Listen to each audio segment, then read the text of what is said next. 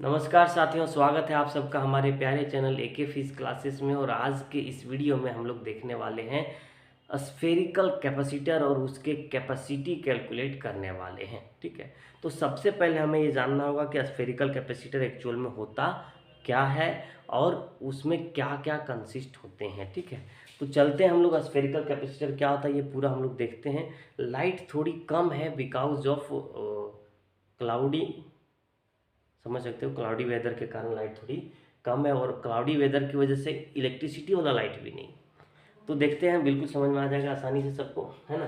तो spherical capacitor क्या है? एक इलेक्ट्रिक अरेंजमेंट है। स्फेरिकल कैपेसिटर क्या है? एक इलेक्ट्रिक अरेंजमेंट है जिसमें क्या होता है, देखो, which consist of two concentric spherical conductor. मतलब फुटबॉल देखिए कि नहीं बच्चों? फुटबॉल नहीं देखे हो? हम दिखावे का देखे होंगे। एक फुटबॉल छोटा सा है और एक बड़ा सा फुटबॉल है। ठीक है, छोटा वाला फुटबॉल जो है बड़ा वाला फुटबॉल के बिल्कुल बीचों बीच में अंदर में। ठीक है, देखिए, और ये दोनों जो फुटबॉल है वो मेटल का बना हुआ है। मतलब क्या है? कंडक्टर है। मतलब कह सकते हैं कि स्फेरिकल कंडक्टर है दो, जिसका सेंटर सेम जगह पे है। देखो यहाँ लिखा है which consist of two concentric spherical conductor of different radii. मतलब एक का साइज बड़ा, एक का साइज छोटा। वन कंडक्टर इज चार्ज, एगो को चार्ज रखा गया है। वाइल वाइल मतलब जबकि दूसरा अनदर इज अनचार्ज।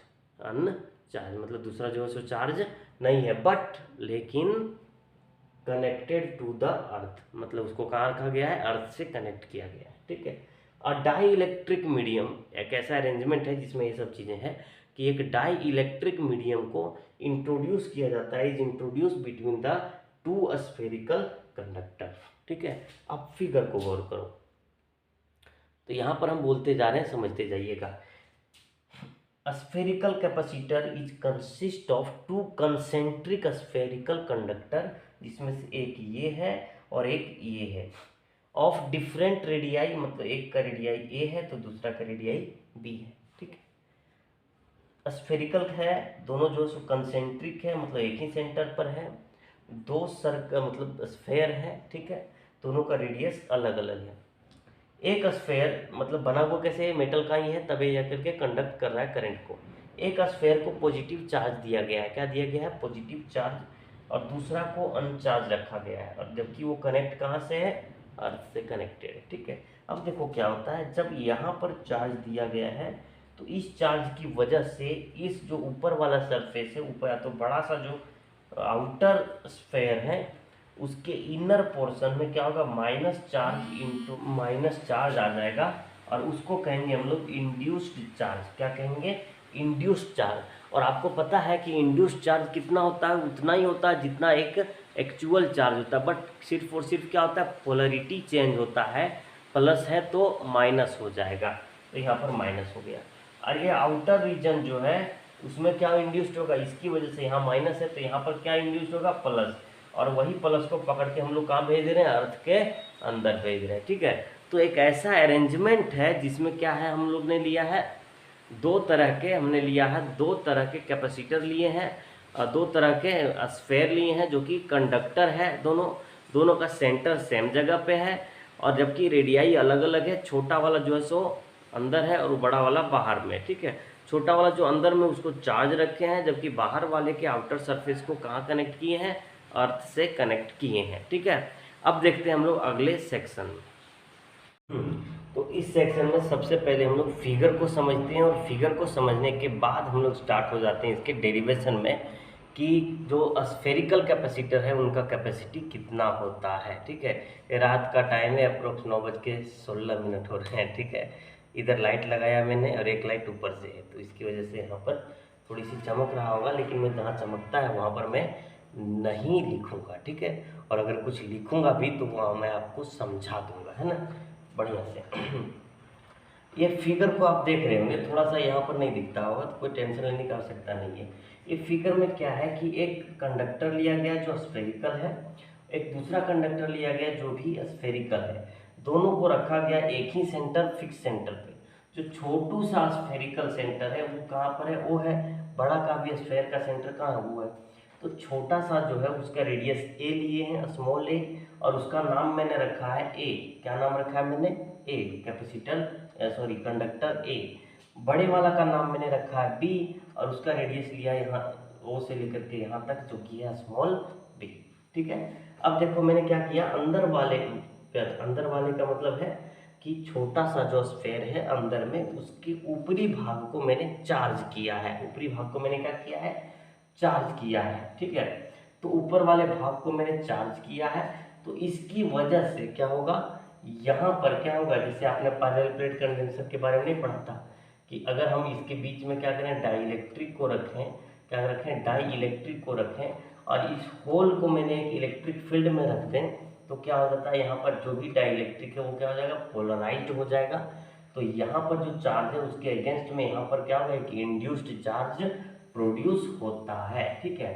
तो यहाँ पर जो चार्ज था वो कितना था, प्लस क्यू, तो वही चार्ज यहाँ पर प्रोड्यूस हुआ कितना, माइनस क्यू। ठीक है। अब एक लेयर के अंदर में इधर कोई चार्ज है तो उसके अगेंस्ट में इधर एक नया चार्ज प्रोड्यूस हो जाएगा इस साइड में। ठीक है। अगर नीचे की तरफ एक चार्ज है तो उसके ऊपर की ओर अपने से इंड्यूस्ड हो जाएगा चार्ज। ठीक है। और वही चार्ज हुआ, यहाँ पर माइनस था, तो इसके बाहर इस सरफेस पर क्या हुआ, प्लस चार्ज इंड्यूस्ड हो गया, और इस प्लस चार्ज को मैंने अर्थिंग कर दिया, अर्थ के अंदर भेज दिया। ठीक है। तो कैपेसिटेंस जो है वो एक्चुअल में इसी तरह का कंस्ट्रक्शन होता है, हमारे पास एक अरेंजमेंट होती है जिसका डेफिनेशन मैंने पहले देख चुका है ना। तो अब यहाँ पर देखिए क्या है, मैंने माना ए और बी, जो मैंने माना है वो क्या माने हैं, टू कंसेंट्रिक स्फेरिकल कंडक्टर्स है। मतलब एक ही सेंटर का दो स्फेरिकल कंडक्टर है, ना कि इंसुलेटर। क्या है वो, कंडक्टर है। ठीक है। ओ क्या है, centre of A and B. O जो है सो क्या है, सेंटर है किसका, ए मतलब ये छोटे वाले का कंडक्टर का, और बी मतलब बड़े वाले स्फेरिकल कंडक्टर का। ठीक है। इसके बाद small A and B, radius of A मतलब छोटे वाला का रेडियस स्मॉल ए है, बड़े वाला का रेडियस स्मॉल बी है। ठीक है। K dielectric constant of medium between A and B. यहाँ पर कहा जा रहा है कि जो मीडियम है, यहाँ पर देखिए ये वाला स्फेयर ए है और ये बाहर वाला स्फेयर बी है, तो उसके बीच में जो मीडियम है उसका जो डाई इलेक्ट्रिक कॉन्स्टेंट होगा वो के है। ठीक है। इसके बाद क्यू, क्यू क्या है, जो चार्ज मैंने गिवन दिया है कहाँ, outer surface of sphere A. ठीक है। इसके बाद है माइनस क्यू, जो कि inner surface of sphere B में इंड्यूस्ड हो चुका है। तो यहाँ मैंने लिखा है induced charge on inner surface of B. ठीक है। अब इसके बाद हम क्या करेंगे, कैलकुलेशन करेंगे।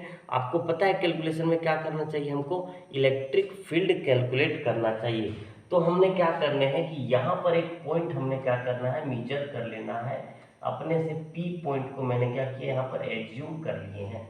ठीक है। और ये जो पी पॉइंट है वो कितने दूर है, यहाँ से सेंटर से आर डिस्टेंस पर है। सेंटर से कितना डिस्टेंस पर है, आर डिस्टेंस पर। और ये पी को है हम थोड़ा सा क्यू तक डिस्प्लेस करवा देते हैं, और जो डिस्प्लेसमेंट होता है वो कितना होता है, डी आर होता है, जो कि एक स्मॉल डिस्प्लेसमेंट है। ठीक है।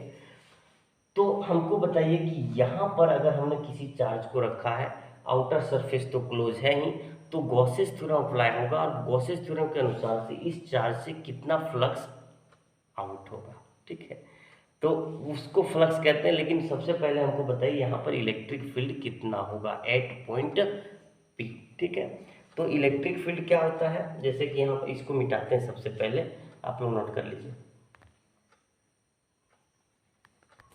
तो यहाँ पर मैंने क्या माना है, ई जो माना वो इलेक्ट्रिक फील्ड माना एट पॉइंट पी। ठीक है। मतलब इलेक्ट्रिक फील्ड स्ट्रेंथ था, तो इलेक्ट्रिक फील्ड इंटेंसिटी कह सकते हैं एट पी।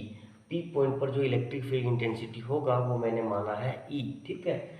इसके बाद ओ से लेकर के पी तक मैंने अभी बताया कि पी तक कितना डिस्टेंस है, आर है, और पी से क्यू मैंने एक स्मॉल डिस्प्लेसमेंट करवाया वर्क डन पता करने के लिए, या तो पोटेंशियल डिफरेंस पता करने के लिए। वो कितना है, डी आर है, जो कि स्मॉल है, बहुत छोटा है। ठीक है। इसके बाद फ्रॉम गॉसेस थ्योरम से हम लोग जानते हैं कि इलेक्ट्रिक फील्ड का क्या फॉर्मूला होता है किसी स्फेयर के अंदर, तो वो इतना आता है, electric field intensity equal to आता है 1/4 pi epsilon naught into Q by R square unit vector R. ये यूनिट वेक्टर आर का क्या फंडा है आप जानते होंगे, क्यों? क्योंकि ये यूनिट वेक्टर क्या करता है, डायरेक्शन बताता है, ठीक है। अगर हमने इधर डायरेक्शन दिया है यहाँ पर वेक्टर का साइन, तो इधर भी देना पड़ेगा, दोनों साइड इक्वल टू के दोनों साइड, ठीक है।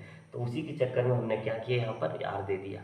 इसका मतलब है कि इलेक्ट्रिक फील्ड उधर ही है जिधर यहाँ से आर का डायरेक्शन है, ठीक है। अब आगे चलते हैं। लेट यहाँ पर मैंने मान लिया है कि P और Q के बीच में जो पोटेंशियल डिफरेंस होगा, क्योंकि इसमें डाइलेक्ट्रिक है, तो डाइलेक्ट्रिक है और यहाँ पर प्लस चार्ज है, यहाँ माइनस चार्ज है, तो इसमें कहीं न कहीं पोटेंशियल का डिफरेंस होगा। तो जो पोटेंशियल का डिफरेंस होगा वो मैंने कितना माना, डी भी माना है। यहाँ पर देखिए डी भी क्या है, potential difference between P and Q है, ठीक है। इसके बाद हम लोग जानते हैं कि डी वी इक्वल टू क्या होता है इलेक्ट्रोस्टैटिक्स में, minus E dot D R होता है, minus E dot D R होता है, ठीक है। और डी वी इक्वल टू, मैंने इसको डॉट प्रोडक्ट को तोड़ दिया, तो डॉट प्रोडक्ट का क्या फॉर्मूला होता है, ये dot B equal to mod A mod B cos theta. तो यहाँ पर वही मैंने लिखा, mod E mod R D R और कॉस थीटा। अब आप अपने से सोच के बताओ कि यहाँ पर इलेक्ट्रिक फील्ड है और यहाँ पर क्या है, ये डायरेक्शन है, वेक्टर आर है। तो इलेक्ट्रिक फील्ड का डायरेक्शन जिधर है, देखो यहाँ पर मैंने बताया था इलेक्ट्रिक फील्ड का डायरेक्शन जिधर है उधर ही है वेक्टर आर का डायरेक्शन। मतलब ये दोनों जो है सो एक ही डायरेक्शन में, ये दोनों क्या है, एक ही डायरेक्शन में। इसका मतलब इन दोनों के बीच में जो एंगल है वो कितना है, 0 डिग्री है। कितना है, 0 डिग्री। तो अगर हम यहाँ पर थीटा इक्वल टू 0 पुट कर देंगे तो कॉस 0 डिग्री इक्वल टू कितना होता है, 1 होता है। तो उस अनुसार से यहाँ पर हो जाएगा 1, तो आ जाएगा ये माइनस ई डी आर आ जाएगा। क्या आ जाएगा, माइनस ई डी आर। और ये कितना आया, डी वी इक्वल टू आया, मतलब एक small work done equal to कितना आया, तो स्मॉल पोटेंशियल इक्वल टू कितना आया, minus E dot E D R है, ठीक है। अब हम इसको क्या करेंगे, इंटीग्रेट कर देंगे। कहाँ से कहाँ तक इंटीग्रेट करेंगे और क्या आएगा ये देखते हैं हम लोग अगले में। देखिए तो वर्क डन, देखिए क्या होता है, ये पोटेंशियल क्या एक तरह का वर्क डन है पर यूनिट चार्ज को मूव करवाने के लिए, है ना। तो वर्क डन होता है, तो हम लोग क्या करेंगे कि ये पोटेंशियल डिफरेंस आया है डी आर वर्क डन के कारण से, ठीक है। तो हम क्या करेंगे, जो डी आर है वो वेरी कहाँ से कहाँ कर रहा है, देख लो जरा।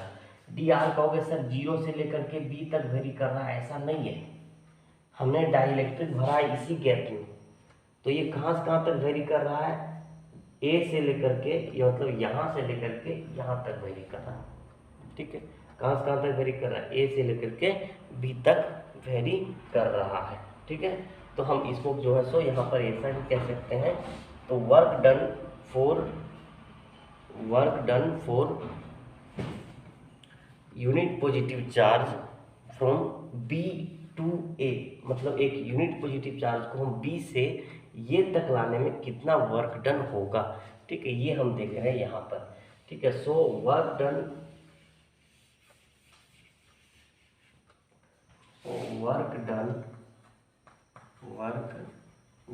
On taking a unit positive charge from B, मतलब यहाँ से बी वाला बी टू ए, ठीक है। तो बताइए इस डीवी का क्या हो जाएगा, इंटीग्रेशन हो जाएगा, is equals to minus E D R का क्या हो जाएगा, इंटीग्रेशन हो जाएगा। डी आर का क्या होगा, इंटीग्रेशन होगा, ठीक है। अब ये कहाँ से कहाँ तक जाएगा, तो बी में कितना पोटेंशियल डिफरेंस है, 0 है। कितना पोटेंशियल डिफरेंस है, 0। तो ये जाएगा कहाँ से कहाँ तक ले जा रहे हैं हम लोग, बी से ए तक ले जा रहे हैं। तो बी पोटेंशियल डिफरेंस से कहाँ तक ले जा रहे हैं, बी ए तक। और जब बी में था तब कितना डिस्टेंस है, कैपिटल बी है। और जब ए में आया यहाँ पर, ये मतलब अंदर वाला सरफेस, उसमें कितना रेडियस है, ए है। तो यहाँ पर आ जाएगा ए, ठीक है। अब हम इसको अगर इंटीग्रेशन को सॉल्व करें तो आपको भी पता होगा कि डी भी या तो डी एक्स का इंटीग्रेशन कितना होता है, एक्स होता है। तो यहाँ पर हो जाएगा इसका इंटीग्रेशन भी, और इसका जो अपर लिमिट है वो यहाँ पर भी ए, यहाँ रहेगा भी बी, ठीक है। Is equal to minus integration देंगे बी टू ए, और उसके साथ में हम लोग क्या करने वाले हैं, इलेक्ट्रिक फील्ड का वैल्यू जो मैंने यहाँ लिखा था अभी उसको पुट करने वाले हैं। पर पर जो इलेक्ट्रिक फील्ड का मैंने फॉर्मूला लिखा था यहाँ पर अभी कुछ देर पहले, वो क्या था 1/4πε0 into Q by R square into, चूँकि यहाँ डी आर है तो हम लिख देते हैं डी आर। ठीक है, अब देखिए यहाँ पर जो इंटीग्रेशन होगा किसके रिस्पेक्ट में होगा, डी आर के रिस्पेक्ट, मतलब आर के रिस्पेक्ट में। ठीक है, यहाँ पर जो इंटीग्रेशन होगा वो किसके रिस्पेक्ट में होगा भैया, आर के रिस्पेक्ट में। तो बाकी टर्म तो कांस्टेंट है और उसको हम लोग क्या करेंगे, इंटीग्रेशन से बाहर निकाल सकते हैं। ठीक है, और उससे पहले बताइए यहाँ पर क्या होगा, क्या फॉर्मूला हम लोग जानते हैं, बोलिए। हम लोग क्या जानते हैं, upper limit minus lower limit होता है। तो अपर लिमिट क्या है यहाँ पर, भी ए माइनस लोअर लिमिट क्या है, भी बी इज इक्वल टू, यहाँ पर माइनस है तो माइनस रख दिए, और क्यू बाय 4πε0 को हम लोग क्या किए, बाहर खींच लिए। ठीक है, अंदर में क्या बचा भैया, इंटीग्रेशन बचा बी टू ए, और इसको अगर इंटीग्रेशन करेंगे 1/r² इंटू डी आर का, तो कितना आएगा, 1/r² इंटू डी आर का इंटीग्रेशन करेंगे तो कितना आएगा, देखो 1/r² को हम लोग लिख सकते हैं r का पावर -2। ठीक है, और अगर हमने क्या करना, r का पावर -2 या तो x का पावर 3 को हम लोग dx के रिस्पेक्ट में इंटीग्रेशन करते हैं, तो क्या आता है पता है, x का पावर 3 है तो एक पावर बढ़ जाता है और टोटल पावर से डिवाइड लग जाता है, तो ये कितना हो जाता है, x का पावर 4/4 हो जाता है, प्लस एक कांस्टेंट। तो लिमिट है तो यहाँ पर कांस्टेंट देने की आवश्यकता अभी नहीं है। ठीक है, तो हम लोग को क्या करना है, यहाँ पर देखिए x का r का पावर -2 है, +1 हो जाएगा, बाय डिवाइड लग जाएगा -2 + 1, कोई दिक्कत किसी को नहीं होना चाहिए। ठीक है, तो यहाँ पर जो अगला स्टेप में इंटीग्रेशन होगा वो कितना होगा, मैं लिख देता हूँ ऊपर, आप लोग जो है सो नोट कर लिए होंगे। ठीक है, ओके देन यहाँ पर भी ए माइनस भी बी, बताइए भी बी इक्वल टू कितना है, 0 है, यहाँ पर नहीं दिख रहा है, अच्छा कोई बात नहीं, लाइट बंद कर दो ये वाला। भी बी इक्वल टू कितना है बताइए, भी बी इक्वल टू कितना है, 0 है, तो यहाँ पर हमने भी बी इक्वल टू 0 पुट करेंगे, और भी ए इक्वल टू हमने क्या मान लिया है, भी मान लिया है। चलिए ठीक है, भी ए इक्वल टू मैंने क्या मान लिया है, भी, तो यहाँ हो जाएगा भी -0 is equal to -q by 4πε0 into, बताइए यहाँ पर क्या बोले, इंटीग्रेशन मैंने बोला था r का पावर -2 + 1 बाय -2 + 1, और इसका लिमिट पुट करना था b से लेकर के ये तक।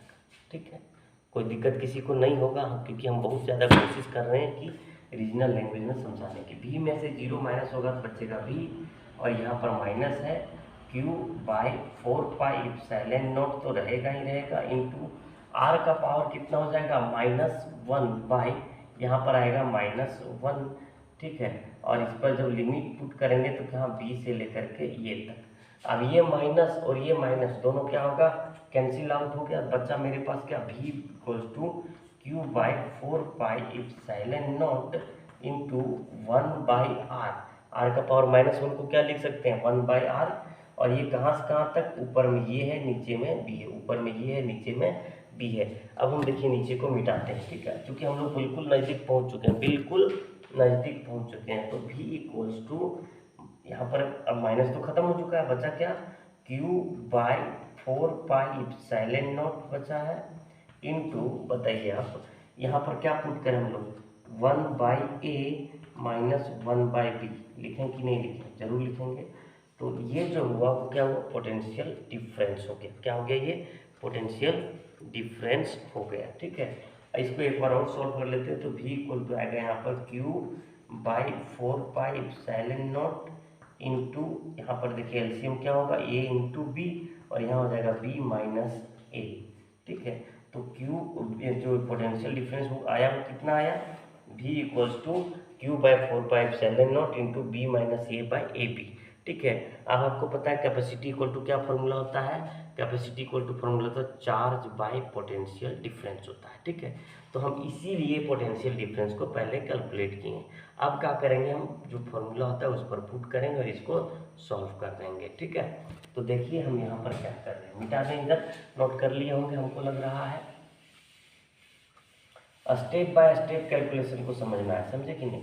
तो हमने क्या कहा, कैपेसिटी इक्वल टू फॉर्मूला होता है चार्ज, तो कितना चार्ज मैंने दे के रखा है, क्यू चार्ज दे के रखा है, बाई ये पोटेंशियल डिफरेंस, और पोटेंशियल डिफरेंस यहाँ पर लिख देते हैं एक बार। फिर capacity equal to Q by, potential difference की जगह पर बोलिए Q by 4 pi epsilon naught into B minus A by A into B. ये क्यू से क्यू कट जाएगा, और ये नीचे में जो टर्म है नीचे में वो कहाँ चला जाएगा, ऊपर चला जाएगा। तो सी इक्वल टू क्या हो जाएगा, 4 pi epsilon naught into A B by हो जाएगा बी माइनस ये, और यही रहेगा हमारा capacity of a cylindrical spherical capacitor, capacity of a spherical capacitor. ठीक है, मतलब स्फेरिकल कैपेसिटर के बीच में जो कैपेसिटी होगा, आप तो कह सकते हैं स्फेरिकल कंडक्टर के बीच में किसी डाइलेक्ट्रिक मीडियम को रखने के बाद जो कैपेसिटी होगा वो इतना होता है। तो इसको देखिए, C इक्वल टू क्या निकल गया, 4 pi epsilon naught into A B by B minus A. अब एक चीज़ और बात है कि अगर यहाँ पर हमने एयर मीडियम को रखा था तब इप्सिलॉन नॉट था, अगर मैंने किसी डाइलेक्ट्रिक को रखा है जो कि मैंने पहले रखा था, तो यहाँ पर क्या हो जाएगा, इप्सिलॉन नॉट इंटू के हो जाएगा। क्या हो जाएगा, इप्सिलॉन नॉट इंटू के हो जाएगा। ठीक है, अगर एयर मीडियम को रखा था तो ठीक है, अगर एयर मीडियम को नहीं रखा, कोई दूसरा मीडियम को रखे हैं, तो उसका डाइलेक्ट्रिक यूज करना होगा कि नहीं करना होगा, करना होगा। तो वो कितना हो जाएगा, के हो जाएगा। ठीक है, इप्सिलॉन नॉट इंटू के, ठीक है, इंटू ए इंटू बी हो जाएगा। तो यहाँ पर आपको समझ में आना चाहिए कि मैंने क्या बताया है, स्फेरिकल कैपेसिटर में कैपेसिटी कितनी होती है ये मैंने बताया है। बिल्कुल बहुत बढ़िया तरीका से मैंने समझाया है, और आपको लग रहा है कि ये बिल्कुल समझ में आया होगा।